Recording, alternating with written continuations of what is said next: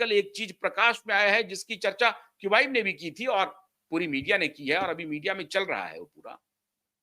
बोला उसको लेकर के लॉरेंस बिश्नोई के गैंगस्टर के बीच में बड़ी सघन चर्चा चल रही है और आप अचंभित नहीं होइएगा कि अगर आने वाले दिनों में कोई धमकी या कोई इस तरह की घटना बिहार में हो जाए। मैं बड़े अचंभित तरीके से पूछा कि साहब ऐसा कैसे हो सकता है? बोला ऐसा हो सकता है और ये खाली कनाडा में नहीं हो रहा है ये गोलीबारी।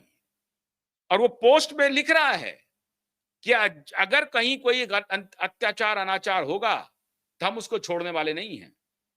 वो साफ साफ पोस्ट में लिख रहा है कि G76 अब दोबारा ओपन नहीं होगा और अगर हुआ तो फिर वही करेंगे। कनाडा की पुलिस कुछ नहीं कर पा रही है, कनाडा की इंटेलिजेंस एजेंसी कुछ नहीं कर पा रही है, कुछ नहीं कर पा रही है। जैसे वाइस श्रेणी की सुरक्षा के बाद भी बाबा सिद्दीकी को उन्होंने स्वर्ग सिधरवा दिया, खत्म कर दिया। सारे सिक्योरिटी होने के बाद भी दिन में आकर के सलमान खान के घर पे गोलीबारी कर दी, दिन में। तो ये खौफ तो है, ये दहशत तो है। और आपको याद होगा कि माननीय पप्पू यादव ने बाबा सिद्दीकी की हत्या के बाद कोई टिप्पणी की थी।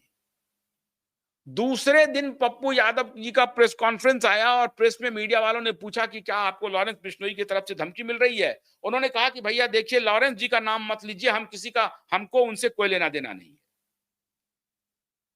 तो उनको पूछा गया कि आपने तो कल कहा था कि तुम बिल में छुपे हुए हो, ये हो वो। बोला नहीं नहीं नहीं, मैंने कुछ नहीं कहा था, खबरदार मुझे मत घसीटिए, मैंने कुछ भी नहीं कहा था। दूसरे ही दिन पप्पू यादव ने अपने सारे बयान को वापस ले लिया। लॉरेंस की बात सुनते ही उन्होंने सारे बयान को वापस ले लिया पप्पू यादव ने। शुरू में तो पप्पू यादव जी आए और कहा कि हम तुमको ये कर देंगे, जो भी था उनको, वो चूंकि बाबा सिद्दीकी उनके मित्र थे तो पप्पू यादव ने बड़ी थोड़ी सी अपनी ये दिखाई और कुछ कहा। पप्पू यादव हालांकि मुंबई भी गए थे, उसका उन्होंने वीडियो भी शेयर किया कि देखिए मैं एयरपोर्ट पर आया हूं अपने मित्र की जिज्ञासा में, उनकी मृत्यु के बाद उनके परिजन से मिलने के लिए गए थे पप्पू यादव। मिल के आए, बड़ी अच्छी बात है, उस पर कुछ भी नहीं हुआ।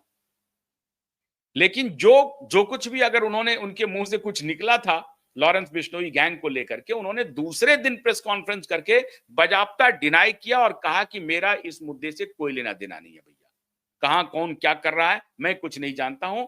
बाबा सिद्दीकी मेरे मित्र थे, उनके ऊपर हमला हुआ, उनकी मौत हुई, तो मैं सिर्फ जिज्ञासा में उनके यहां गया था और जिस किसी का भी नाम आ रहा है ये पुलिस का काम है, जांच एजेंसी का काम है, पुलिस जांच करे, जांच एजेंसी काम करे और उसको पकड़ के लाए, उनको कानून के घेरे में लाए।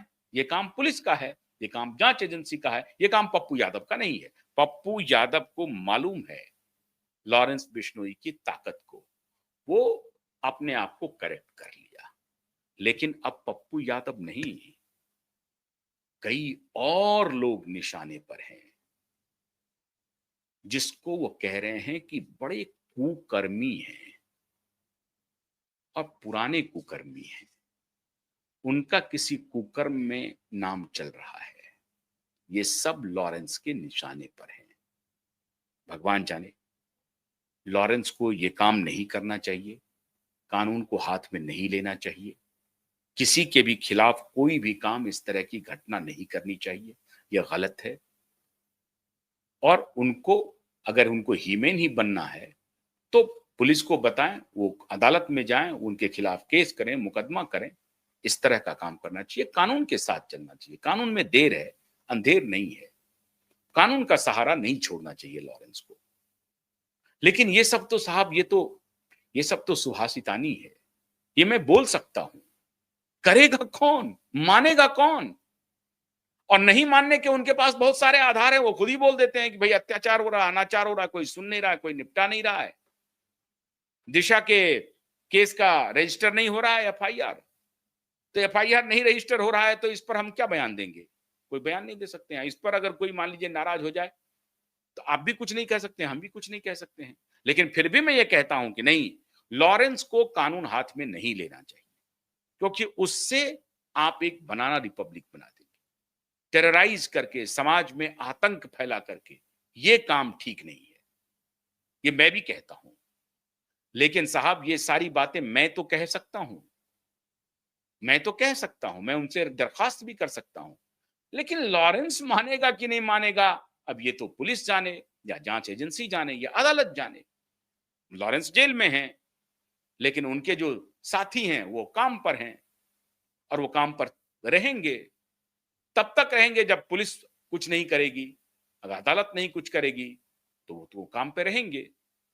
तो दिन दहाड़े गोलियां चल रही हैं और बॉलीवुड बॉलीवुड के बारे में मेरे मन में कोई संवेदना नहीं। बॉलीवुड जो कृत्य किए हैं उनको तो साहब न्यूटन का लॉ लागू होगा, तो जैसा किए हैं वैसा ही होगा। जैसे लोगों की जिंदगी बर्बाद की है उसी तरीके का प्रतिफल आपको मिलेगा। अगर आपने किया है, नहीं किया तो कोई बात नहीं, फिर डरने की क्या जरूरत है।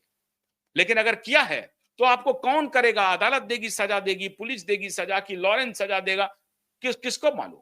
लेकिन कोई ना कहीं से तो आपको सजा भुगतनी पड़ेगी अगर आपने अगर गलत कृत्य किया है, गलत रास्ता चुना है। और दाऊद पूरी तरह से अलर्ट है।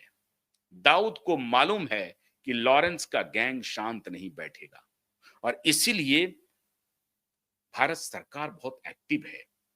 कल भी जो दबिश दी गई, कल जो गिरफ्तारियां हुई हैं, लगातार 9-8 ठिकानों पर ईडी की रेड पड़ी है। तो ये सब उधर जो ड्रग का जो रैकेट चल रहा है उसकी कमर टूट रही है। दूसरी तरफ अब ये लॉरेंस का जो गैंगस्टर है वो धमकी दे रहा है, सीधे सीधे आमने सामने वो चुन चुन करके दाऊद के गुर्गे को निपटा रहा है।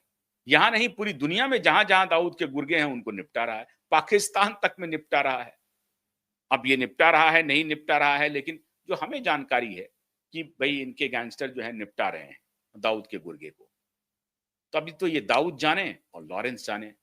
दाऊद का पता नहीं है, लॉरेंस का तो पता है कि वो साबरमती जेल में है।